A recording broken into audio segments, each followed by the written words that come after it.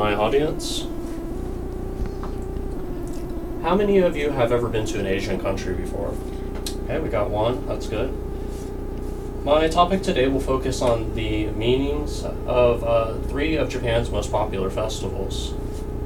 I went to Japan, in Sendai, Japan in 2015 of September, and I spent 2 weeks in a hostel, and I believe that this gave me a lot of experience as far as Japanese culture and what these traditions are like.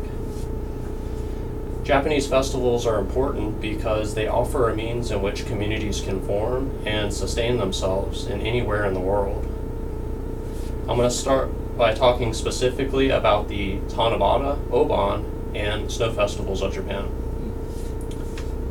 First, the Tanabata Festival is also known as the Star Festival, and it started as a Chinese tradition of basket weaving and was brought over to Japan, where it was combined with a Japanese story on mythology. The story was of Odahime and Hikobashi. Odahime was a seamstress for the gods, and Hikobashi was a cowherder. And the two end up falling in love, and they become so intertwined with each other that they begin neglecting their duties. The gods' clothes become tattered, and the cows become ill. As a result, the gods punish them and separate the two, and only allow them to meet once a year on July 7th. The Tanabata Festival is a celebration of their union. It also serves as a meaning in which Japanese people wish upon a star.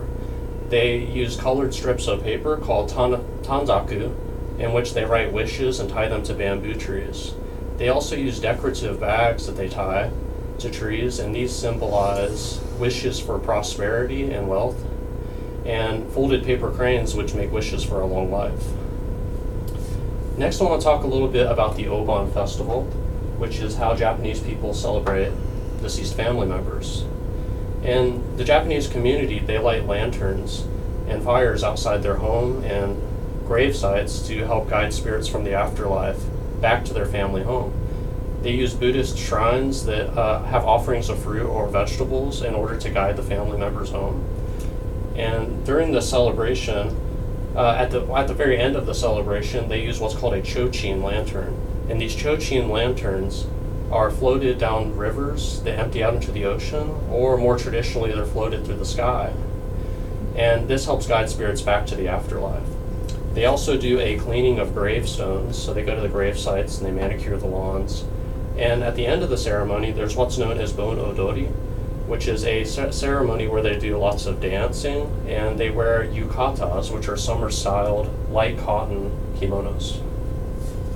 Lastly, I want to talk about the Snow Festival, which occurs in the northern part of Japan in Hokkaido. It was started in 1950 by 2 high school students that built snow sculptures, and inspired the Japanese community so much that they created a festival where they had these larger-than-life sculptures made out of ice and snow. And they would light them with lights for 22 hours a day. And they were so large that they would have musical performances on them and dancing. And this attracted millions of people every year, so it's a huge source of tourism to the country. So one of the things that I wanted to talk about so in conclusion then, the Tanabata Festival symbolizes the hopes and dreams of a community. The Obon Festival is how a community comes together to celebrate the afterlife. And the Snow Festival offers a means in which they can celebrate as a community through creativity. So in closing, I wanted to offer a Japanese proverb that ties together the concepts of community and festival. And it's cited by sunagujapan.com, and it reads, "Eat the rice of the same kettle."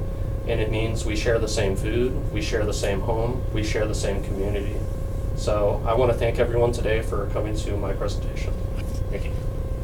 And this is my audience one more time.